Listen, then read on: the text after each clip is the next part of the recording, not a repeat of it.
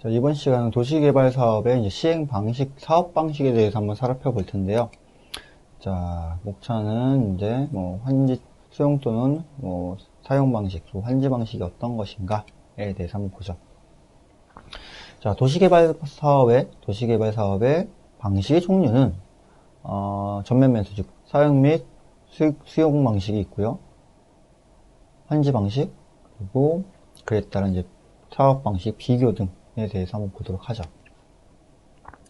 자, 도시개발 사업의 개념. 도시개발법에 따라서 시행자가 도시개발구역 내에 시가지를 조성하기 위해서 하는 사업이다. 우리 도시개발법 다 배웠죠? 그렇죠? 기존 시가지의 시가지의 체계적인 개발과 계획을 하기 위해서 하는 법이 도시개발법이었고, 그런 도시개발법에 의해서 사업을 해야 된다. 그 사업이 도시개발 사업이다. 자, 사업 시행자는 국가, 지자체, 국가추진기관, 지방공사, 토지 소유자 등 민간 참여를 활성화시킬 수 있도록 들어왔습니다. 수용 또는 사용 방식을 쓰고요. 환지 방식 또는 두 방식을 혼합하는 혼용 방식을 모두 적용할 수 있습니다. 도시개발법은 세 가지 방식을 모두 다 사용할 수 있다. 자, 전면매수 혹은 사용 또는 수익 방식이라 불리는 전면매수는 대상 구역 내 토지를 일괄 매수하는 방식으로 주로 공영개발에서 적용된다. 그래서 협의매수 이후 잔여 토지는 수용한다. 기본적으로 협의를 통해서 땅을 산다. 이런 개념일 거고요. 환지 방식.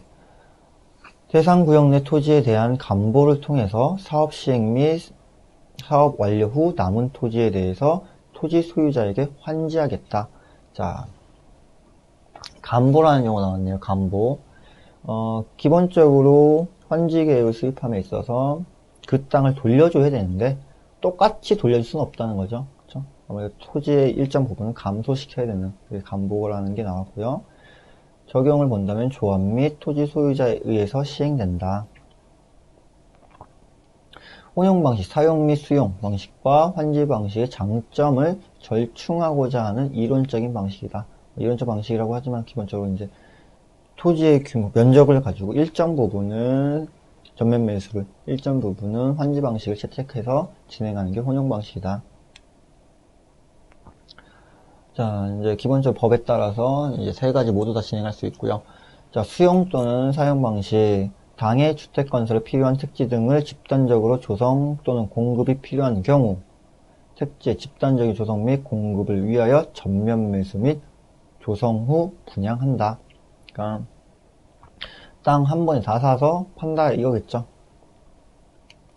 환지 방식. 대지로서의 효용 증진과 공공시설의 정비를 위하여 토지의 교환, 분합, 기타, 구획의 변경, 지목 또는 횡질 변경이나 공공시설 설치 변경이 필요한 경우에 할 것이며 도시개발을 시행하는데 지역이 주변 지역 지가가 인근 지역보다 현저히 높아 수용 또는 사용 방식이 어려운 경우에 환지 방식을 채택한다. 땅값 너무 비싸서 못 사겠다. 그럴 때 환지 방식으로 한다는 거고요. 혼용 방식. 도시개발구역으로 지정하고자 하는 지역이 부분적으로 환지 방식과 수용 방식을 적당히 섞어서 진행하는 것이 혼용 방식이다. 자, 그럼 장단점을 좀 본다면요. 수용 또는 사용 방식. 자, 택지의 집단적인 조성 및 공급을 위해서 전면 매수해서 분양을 하고요. 해당 토지가 주변 지역보다 높아서 효용 증진을 위한 정비를 목적으로 할 경우는 환지 방식을 선택하겠다. 그러니까 주변 땅값 너무 비싸니까 못 사겠다. 그럴 경우 환지 방식이라는 거죠. 자, 장점. 초기 민원은 예상이 되지만 전체 민원은 줄어든다. 그러니까 초기에 이제 매수하는 과정에서 협의하고 이러다 보면 민원이 많이 들어오겠죠. 하지만 전반적인 민원은 감소하겠다. 아무래도 그 전체적인 사업 시행 과정에서는 감소한다는 거고요. 전면 매수 방식에 의한 시행으로 기반 시설 확보가 용이하다. 아무래도 토지를 한꺼번에 다 매립하다 보니까 공공시설을 확보할 수 있는 그 위치에 대해서 제대로 마음대로 공급할 수 있다는 거죠. 조성 후 분양을 통한 수익이 기대가 된다. 그러니까 초반에 돈이 많이 들여서 개발 사업을 진행하지만 나중에 분양해서 그 이익 다시 돌려받으면 된다는 거고요. 토지 매수 후 사업 기간이 상대적으로 빠르다. 그러니까 땅을 한 번에 다 샀으니까, 그렇죠? 땅을 다 사고 진행하니까 일사천리로 간다, 이런 거겠죠. 환지 방식의 장점, 최소한의 사업비의 투입으로 공공시설을 확보할 수 있다. 그러니까 최소한의 사업비, 아무래도 그 토지에 대해서 토지 가격을 지불하지 않다 보니까 매입 비용이 안 들죠. 그러니까 비용이 적게 들 것이고, 채비지의 매각 대금을 통해서 사업비 부담을 경감시킬 수 있으며 기존 시설 부지를 최대한 반영할 수 있다. 기존에 있었던 시설, 기존에 학교 있었으면 학교 시설 그대로 유지해서 간다는 거죠. 자, 그럼 단점을 본다면 수용 또는 사용 방식은 전면 매수에 따른 토지 소유주의 반발이 증대된다. 그러니까 땅을 사자고 했는데 안 판다, 이럴 수 있잖아요. 국가에서 여기 개발 사업 하려고 땅 사려고 하는데 안 팔겠다. 더 비싼 값에 팔겠다. 이런 것들. 혹은 뭐 우리 알박기라 불리는 그 비싼 땅값 있는 곳을 안 팔고 뻗팅기고 있는 뭐 이런 것들, 그런 게 문제가 생긴다는 거죠. 이주 대책 마련이 어렵다. 그러니까 그 곳에 있었던 사람들 땅 다 사고 개발하는 거니까 그 속에 기존에 있던 사람들은 어디 갈지 모른다는 거죠. 그냥 니들이 돈 받았으니까 너희들이 알아서 이사해라, 뭐 이런 개념으로. 초기 투자비가 막대하다. 아무래도 땅을 다 사다 보면 돈 많이 들겠죠. 그리고 무리한 기반시설이 부담이 된다. 아무래도 이제 땅을 다 사서 다 만들다 보니까 초기에 돈도 많이 드는데 그 기반시설 설치까지 생각하니까 엄청나게 부담이 되겠다. 자, 그러면 환지 방식의 번제점은 토지 소유주의 요구에 의한 토지 이용 계획의 비효율이다. 그러니까 우선 기본적으로 1:1 환지 계획이라는 것은 여기에 있던 땅은 여기로 돌려준다는 거니까 그 토지 소유자의 요구에 의해서 토지 이용 계획이 별로 효율적이지 못한 경우도 발생할 수 있으며 사업기간이 장기화된다. 왜냐하면 환지 계획을 수립한다는 것은 우선 1:1로 그 사람 다 만나서 당신 땅 이렇게 해서 이렇게 돌려주겠습니다. 모든 소유자에 대해서 다 커뮤니케이션이 있어야 되죠. 환지 계획 수립해야 되고 개발 완료 이후에는 돌려주는 보상 계획 수립해야 되고 아무래도 상당히 긴 그런 과정이 필요하다. 자, 개발 이익의 사유화가 있다. 기본적으로 이렇게 뭔가 공간을 만들었으면 그 분양을 통해서 돈을 받아야 되는데 그런 것이 이제 기업들, 민간 기업에 넘어가다 보니까 그 분양 토지가, 공급된 토지가, 그래서 그 개발 이익이 사유화가 되는 경우가 있다는 거고, 또한 당초에 땅값이 뭐 100만 원짜리였는데 환지 계획을 통해서 돌려준다고 치면 감보를 한다고 하지만 그게 뭐 1000만 원이 됐다. 뭐 300만 원이 됐다. 그러면은 그 땅값 올라간 거에 대해서는 우선 토지 소유자가 가져가는 거니까 이런 것이 개발 이익의 사유화다. 그리고 기반시설의 설치가 좀 미비하다. 아무래도 환지 계획을 한다는 것은 정해진 토지가 있고 그 토지에 맞게끔 공급을 하다 보니까 기반시설 확보에는 약간 부족한 부분이 충분히 있다. 자, 사용 또는 수용 방식. 사업 전에는 토지 면적의 3분의 2 이상을 매입해야 된다. 전체 면적을 통해서 3분의 2 이상은 매입을 해야 그 사업을 시행할 수 있고, 토지 소유자의 3분의 2 이상이 동의해야 되고, 또 이 사업을 진행하려면, 그렇죠? 토지 소유자의 3분의 2가 동의해야 된다. 그래서 토지 수용법을 준용한다. 그래서 민간 사업자에게 토지 수용권을 부여해 줬다. 그러니까 토지를 매입할 수 있게끔, 관리할 수 있게끔 했다는 거고요. 토지 상환 채권을 발행하고 주민 이주 대책을 수립해야 된다. 자, 환지 방식 같은 경우 환지 계획을 작성하는데, 환지 계획은 환지 설계, 그리고 필지별로 된 환지 명세, 그러니까 개별적인 필지별로 어떻게 하겠다, 이런 거겠죠. 그리고 필지별과 권리별로 된 청산 대상 토지 명세. 기본적으로 땅 개발하고 나서 돌려주었을 때 권리관계 다 따져줘야 되고요. 그렇죠? 세입자든 뭐 채무자든 이런 권리관계 다 따져서 돌려주는 그런 과정들을 다 처리해야 된다. 채비지 또는 유보지의 명세. 개발을 함에 있어서 채비지, 우리 개발 이익을 남겨주는 어떤 공간이죠. 유보지, 향후의 도시개발이 예상되는 지역을 내비둬야 되는, 이런 것들을 어떻게 또 만들 것인가. 환지계획상으로 본다면 기본적으로 여기 있는 땅 여기 있는 땅 여기로 그대로 들어오는 거니까. 그렇죠? 일정 부분 어느 다른 곳에서는 채비지도 있어야 되고 유보지도 있어야 되는데 이런 걸 어디다 지정할 것인가. 그런 거 다 만들어줘야 되고요. 그래서 환지 계획의 인가나 채비지 또는 유보지 설정, 환지 예정지의 지정 이런 걸 다 해줘야 된다. 아무래도 좀 절차가 복잡하죠. 도시개발법은 토지를 한 3분의 2 정도 구매하든가 동의를 얻으면 되는데 환지 방식은 이제 하나하나 다 컨트롤 해야 되니까 좀 복잡한 과정이 있다. 자, 그럼 수용 또는 사용 방식. 기본적으로 전면 매수 방식, 수용 또는 사용 방식이라 불리는데요. 개념은 정부 또는 공공기관이 법률에 의한 토지 수용 및 대지 조성 후 실수요자에게 공급하는 사업 방식이다. 기본적으로 정부나 공공에서 법률에 의한, 토지 수용법이죠. 수용법에 의거해서 땅을 다 사고, 개발해서 실질적인 수요자에게 팔게 되는 그런 방식이다. 공공단체가 대지 조성 후 건축, 개발 행위까지 수행 후 임대 또는 분양하는 방식이다. 그러니까 아무래도 공공단체라고 하지만은 민간도 할 수 있고요. 민간도 도시개발 사업을 통해서 대지 조성하고 건축물 만들어서 분양하는. 그러니까 자기가 땅 사다 건물 짓고 분양까지 다 하는 그런 기본적인 프로세서다. 토지의 비합리적 배분을 극소화하여 자원의 합리적인 이용을 도모한다. 아무래도 모든 땅에 대해서 다 땅을 사서 개발을 하다 보니까 가장 효과적으로 개발할 수 있는 거죠. 불필요한 토지가 없는 거고. 나대지를 개발주체의 의도에 따라 개발함으로 자원의 시장성이 제고된다. 그러니까 개발되지 않았던 곳도 이제 도시개발구역으로 묶이면서 더 활용도가 높아지는 경우가 나온다. 원칙적으로 토지는 공공이 소유하고 이용권만 분양하므로 개발 이익은 사유화 및 부동산 투기를 억제할 수 있다. 그러니까 기본적으로 이제 개발된 토지에 대해서는 공공이고 이용권을 분양하는 거다 보니까 개발 이익의 사유화나 부동산 투기의 억제는 분명히 있을 수 있는 내용이다.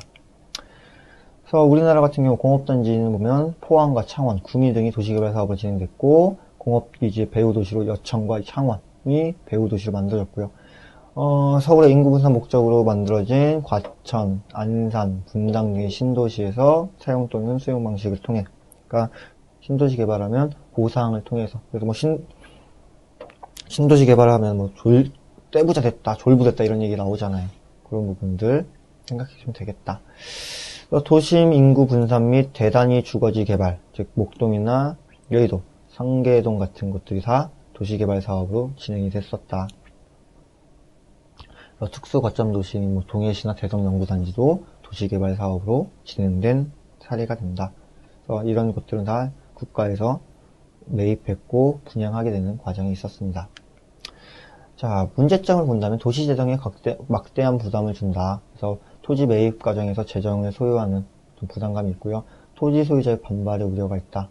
보상을 더 받으려고 하는 그런 심리겠죠. 자본 회수 기간이 장기화된다. 개발하고 나서 건설하고 분양하려면 못해도 5년에서 10년은 걸릴 테니까 개발 초기 투자했던 비용을 환수하는데 오래 걸린다는 거. 임대 분양 시 개발 의도와는 달리 괴리가 발생할 수 있다. 그러니까 뭔가 최초에는 이제 돈을 좀 벌고자 했었는데 임대하는 과정에서 분양하는 과정에서 약간 분양이 잘 안 될 경우, 문제가 발생할 수 있다. 사유재산권의 부분적 부정을 했다. 이런 내용들이 문제점을 볼 수 있고요. 자, 장단점 다시 한번 본다면요. 자, 장점. 공공에 의한 전면적 개발에 적합하다. 그리고 단기적인 개발에 유리하다. 즉, 공공의 입장에서 전면 배수를 통해서 전체적인 공간 다 하니까, 그렇죠? 전면적 개발을 할 수가 있고요. 단기적 개발. 아무래도 사이트가 좀 작다 보니까, 혹은 땅을 다 매입했다 보니까 단기적으로 개발했을 때 유리하고, 공공시설 확보 유리. 전체 토지에서 확실히 공공시설에 들어갈 부분들 확실히 체크할 수 있으니까 유리한 거겠죠.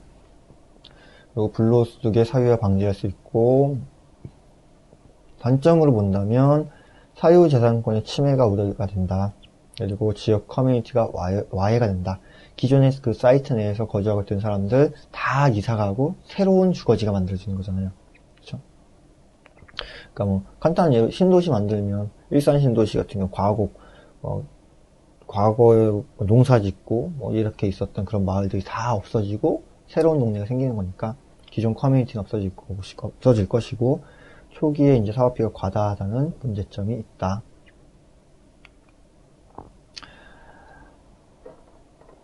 자, 다음으로 이제 환지 방식이네. 환지 방식이라는 건 뭐냐? 저기서 이제 환지 방식의 목적과 영역, 그리고 주요 개념, 장단점까지 한번 살펴보는 걸로 하겠습니다. 자, 환지 방식.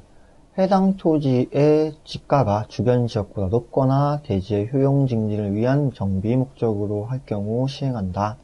그러니까 주변 땅가 너무 비싸니까 그거 감당 안 된다. 그런 거죠.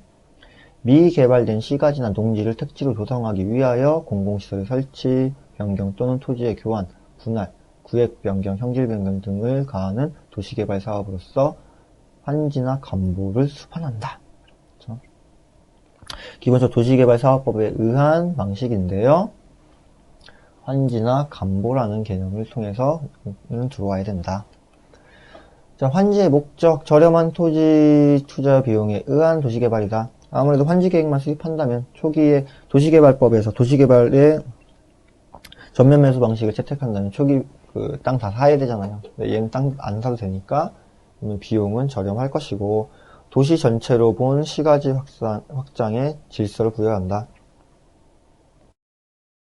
그럼 전체 아무래도 도시 공간이 크게 들어가니까 아무래도 그 환지 방식을 채택했다는 것은 초기 비용이 많이 안 들고 그러다 보니까 대규모로 개발 사업을 할 수 있고 그래서 전체적인 도시 공간 구조의 확장은 바람직한 모습을 보인다.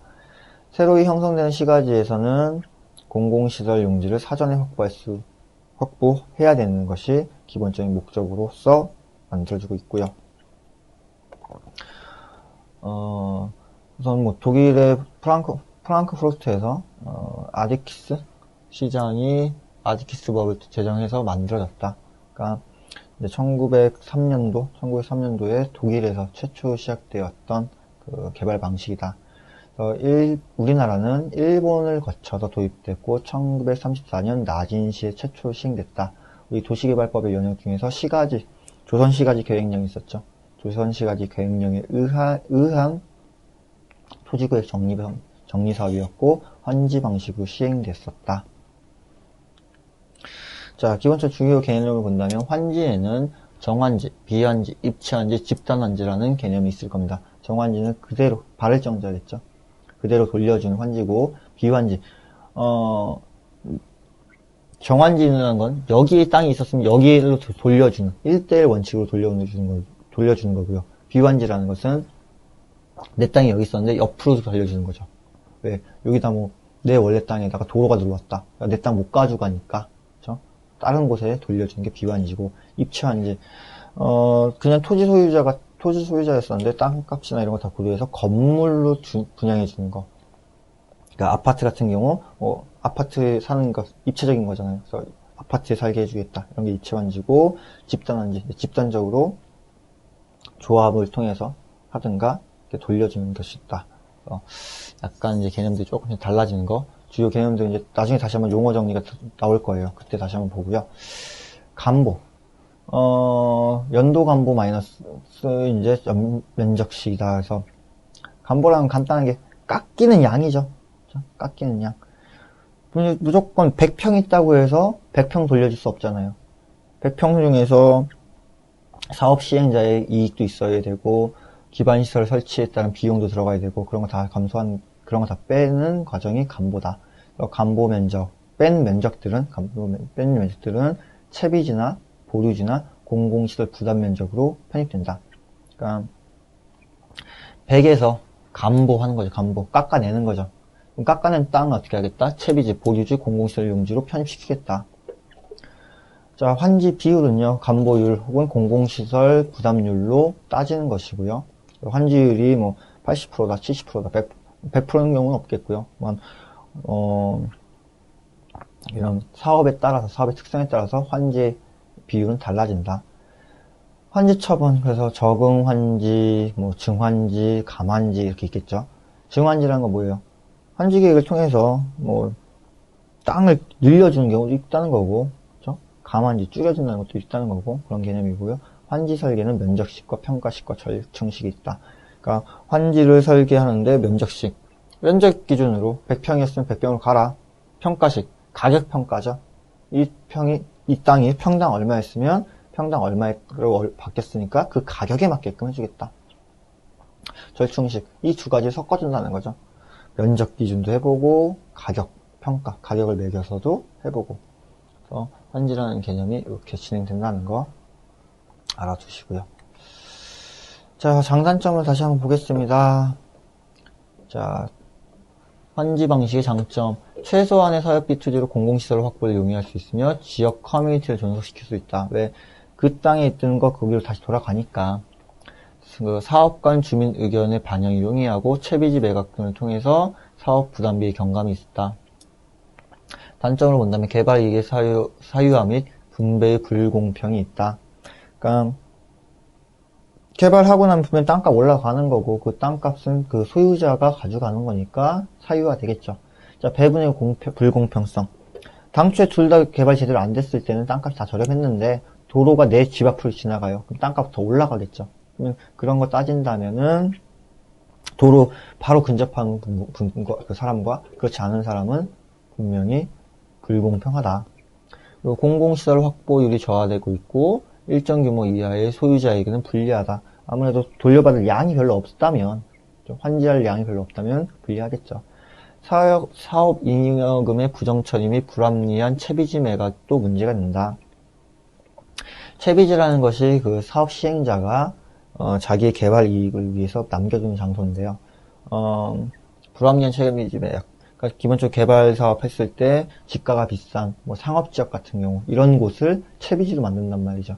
그러면 그러니까 지가가 뭐 상업지역이라보다는 뭐 비쌀 걸로 예상되는 지역, 도로가 잘 딸려 있고 뭐 주변 환경이 되게 좋은 곳, 그런 땅을 채비지로 만들어 놓고 사업이 끝난 이후에 팔아버리는 거죠. 그럼 훨씬 더 땅값은 비싸지겠죠. 그러니까 비싸게 만들어서 비싸게 파는 거, 이런 것들이 좀 문제가 있다. 대지의 분필이 자유로워 단초 설계와 다른 개발이 우려된다. 그러니까 땅을 이렇게 만들어 줬는데 그에 따라서 분필 잘라내고 막 이러다 보니까 그 도시 공간의 설계가 조금 달라지는 그런 우려가 있을 수 있다. 그래서 지금 이제 그 전면 매수 방식과 환지 방식에 대해서 두 가지 내용을 좀 살펴봤습니다. 기본적으로는 도시개발법이라는 법 안에는 환지 방식도 할 수 있고요. 그 전면 매수 방식 두 가지 다 사용할 수 있는데, 전면 매수 방식 같은 경우에 전면 매수 방식의 특징을 본다면, 우선 전체적인 토지를 다 매입하다 보니까 초기 비용이 많이 든다. 비용이 많이 드니까 어때요? 면적은 작은 규모밖에 진행할 수 없었고, 면적이 작다 보니까 시간은 단기로 빠르게 진행된다. 그리고 토지를 전체적으로 다 매입을 하다 보니까 공공성에 입각한 도시개발을 이룰 수 있는 것이고, 공공성에 입각했다는 건 뭐예요? 기반시설 설치가 양호하다는 거죠. 이런 개념으로 도시개발법을 전면매수 방식이 있었다면, 환지 방식은 그와 반대 개념으로서 1:1 환지 계획을 수립해서 토지에 대한 수용권이 없다 보니까 초기 비용이 안 든다. 다만 초기 비용이 안 들지만 1:1 환지 계획을 수립하면서 보면 비용이 시간이 오래 걸리겠죠. 그 땅에 대해서 처리하고 이렇게 해야 되는 그런 부분에 따라서 시간적인 문제가 있다. 그리고 그런 과정을 더 보면 이제 공공시설, 기반시설 설치에도 상당히 부담이 들어온다. 이런 전반적인 내용이 있었어요. 그래서 다시 한번 여러분이 그 도시개발법 중에 있는 전면 매수와 환지 방식의 차이점을 좀 이해하시고요. 우리 다음 시간에 이제 환지 방식에 대해서 좀 더 디테일하고 한번 체계적으로 한번 더 알아보는 시간을 갖도록 하겠습니다.